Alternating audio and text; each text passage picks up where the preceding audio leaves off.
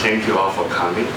Today, I'm going to talk about my project for the summer, which is to synthesize with Agarose microparticle mimicking for the testing purpose of Microhammer. And Professor Megan T. Valentine is my faculty advisor. Luke Patterson is my mentor.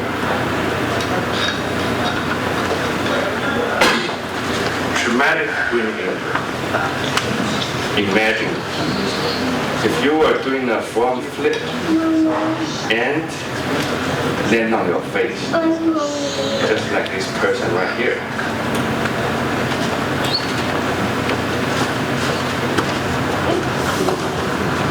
What will happen is you will probably have traumatic brain injury.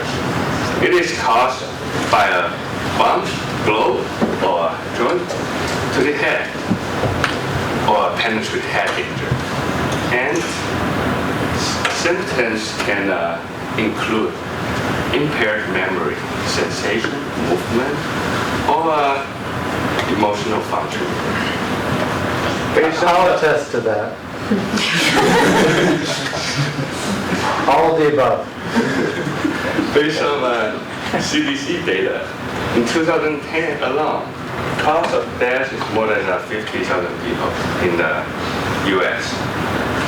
Our approach is to understand TBI one cell at a time by applying dynamic force to a single cell level. So we can model traumatic brain injury, and I don't have to do a front flip. We can also improve our understanding of the load of impact and pressure load on the brain cell. So, as you can see, the tool we have right here is Microhammer device. It's designed and built by Luke Patterson. The channel of Microhammer is 18 micron. So our task is to synthesize gel particle passing through the channel and get hit by the hammer, so we can characterize our Microhammer device. Why we use Agarose gel? Because it can create similar mechanical property and the size as a stem cell, and it's cheaper and easier to handle than a living cell. We can also characterize our Agarose gel first, and then we can use the data to characterize our Microhammer. So later on, hopefully we can improve the equipment design. General procedure. First, we are using a reverse weight volume concentration to control the mechanical property of the gel we synthesize. And we will heat them up. So all the gel right now is in liquid phase. Once that is done, we use micropipette to pipetting one drop at a time at the oil, which we will be applying shear force on oil. So oil applying shear force on the droplet and break down to a further part. We can also add fluorescent microscope beam just for the purpose of taking a fluorescent image. As you can see right now, we're changing the time of ball tacking and sun K to control the size. Once that is done, we will separate our gel from oil and put them on centrifuge, spin and fill around, and pipette it out of it. Because all the particles will be pushing down the bottom, so we can pipette them out of it. We also have filtering method, which haven't been successful yet. As you can see, the traditional method is to put a bunch of Agarose particles with different size and different shape, and push them through the filtering paper.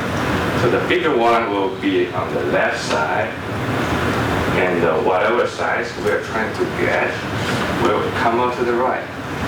And it has been proved now very effective. As you can see, filtering paper before, the pot is clear, there's nothing stuck in it. And filtering paper after, there are like some tiny particles stuck in it, and same as this one here, just like your sink gets stuck after a while. After we improved the filtering method, which I took the idea from some home cooking technique. As you can see, we first have large Agarose droplet on the left side. The difference here than before is we are using droplet. We are not using particles. Droplets, they are not as fragile as particles, and we will slowly push them through the filter paper.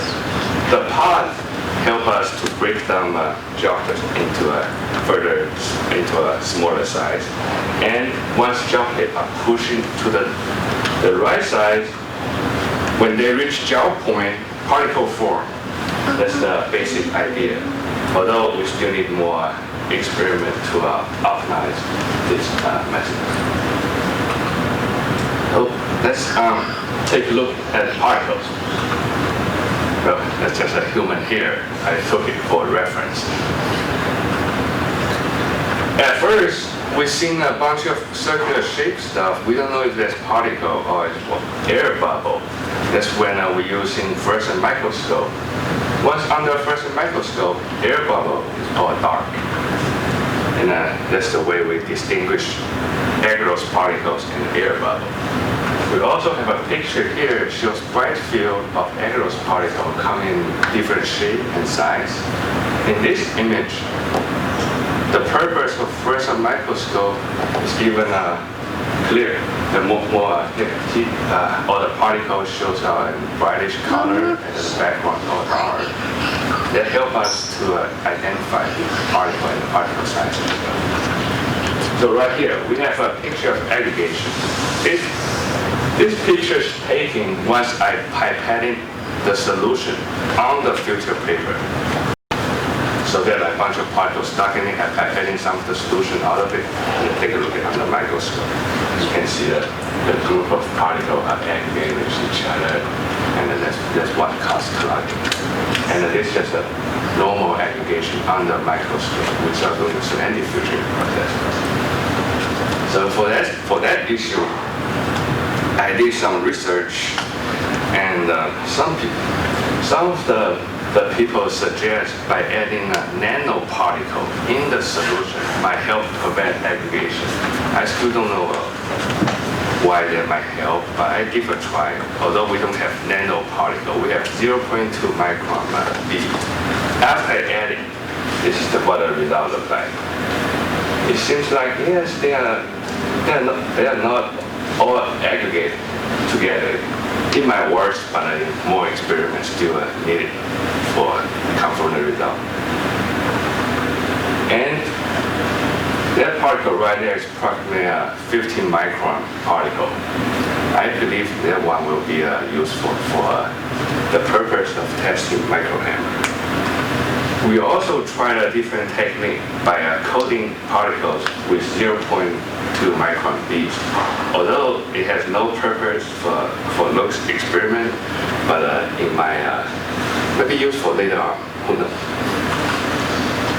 And this is one of the picture I took for the traditional filtering method, or the one come up first, and that is our improved method. You can see improved method somehow control the size of particle.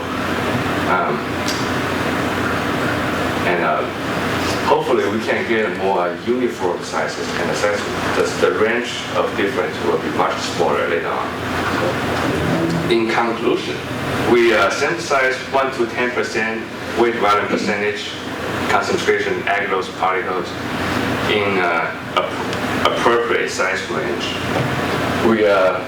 Our future plan is to characterize the mechanical property of the particle and to explore more on the alternative method, maybe to do some improvement later on.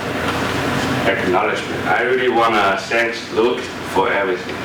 Without him, I will have no idea what's going on. With him, I have some idea what. And all the crews in Professor Megan Valentine's lab, especially Bugla, is the person who teach me the general procedure, how to synthesize particle. And Emerald, Lana, every single person in Professor Megan's lab are very helpful. They all give me a different kind of advice.